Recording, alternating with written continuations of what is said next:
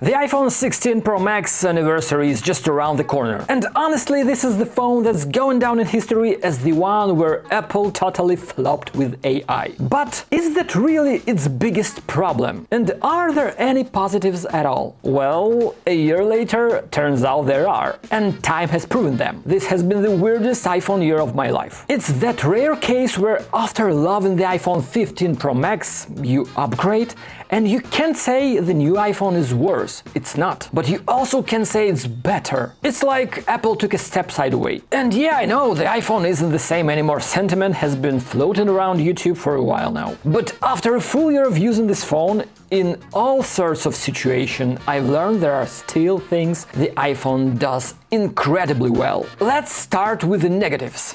And then we'll talk about the surprise and positives. The iPhone 16 Pro Max got bigger, heavier and more awkward to use. Today let's talk about what Apple could change in the next model to make up for these flaws. Size and weight. This is the biggest deal breaker for me. The sheer size and weight. Now at 227 grams. And with these dimensions and this aspect ratio, that's a lot. It's not just a number. The three most popular phones in the world, Galaxy, iPhone, Pixel, all have this wide aspect ratio, unlike most Chinese camera-focused flagships. And width really affect grip, especially one-handed, whether you shoot in photos or videos. Every extra gram makes it worse. I've literally developed calluses on my fingers, and during longest shoots my hand gets so strained that it hurts for days. Add a case and it gets even bulkier and harder to hold. That's why I'm really looking forward to iPhone 17 Pro Max, which will likely switch to aluminum and be lighter, and also the iPhone 17 Air, to see if the thinner body makes daily use more comfortable. It's even gotten to the point where not all MagSafe accessories can hold the weight of the iPhone 16 Pro Max. Sounds crazy, but different case makers and mounts and tripods all use magnets with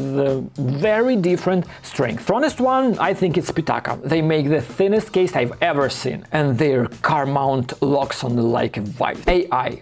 Yeah, Apple messed up big time with AI, and somehow the iPhone 16 Pro Max took most of the hit. And a lot of people upgraded because of it. Here is the reality. First, the built-in AI tools just aren't on par with the competition. The clean-up photo tool still can't properly select and remove objects. The playground image generation feature feels like a toy. Look at what Samsung is doing. The gap is huge. Second, Apple baked ChatGPT right into Siri. This could have been a game changer. ChatGPT can answer anything in any language, no limits. But Apple managed to nerf it. Siri always tries to answer first, fails, then hands off to ChatGPT, but with restrictions and weird behavior. Honestly, it's faster to just map the action button to launch the ChatGPT app directly, but then it can see your screen and analyze what you're looking at, like Gemini Live can on newer Androids. So now we're basically waiting for Apple to rebuild the whole thing from scratch. Apple is behind in zoom camera tech. If you've tried the Vivo Ultra phones or Xiaomi 15 Ultra, you know what I mean. Huge sensors, massive lenses, it's a different world. The leaked iPhone 17 Pro Max design with a full-width camera bump and 8x telephoto shows Apple is hidden there. But right now the iPhone 16 Pro Max tops out a 5x zoom. Sounds fine until you use a top-tier Chinese flagship. Then you'll want more. Positive. The surprise win of the iPhone 16 Pro Max is battery, not battery life per charge.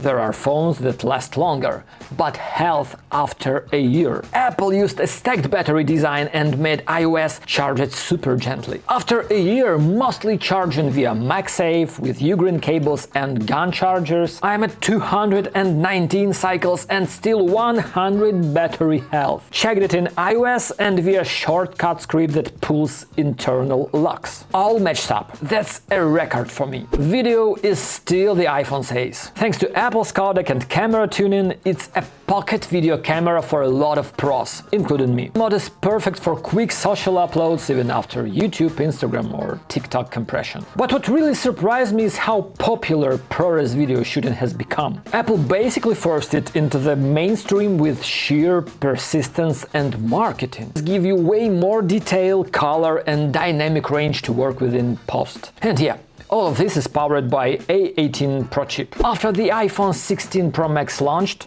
it feels like the MagSafe accessory market tripled. There is literally a magnetic add-on for everything now. Wallets, stands, tripods, finger rings. Huge. Apple basically spawned another accessory boom without even trying. The new dedicated camera button.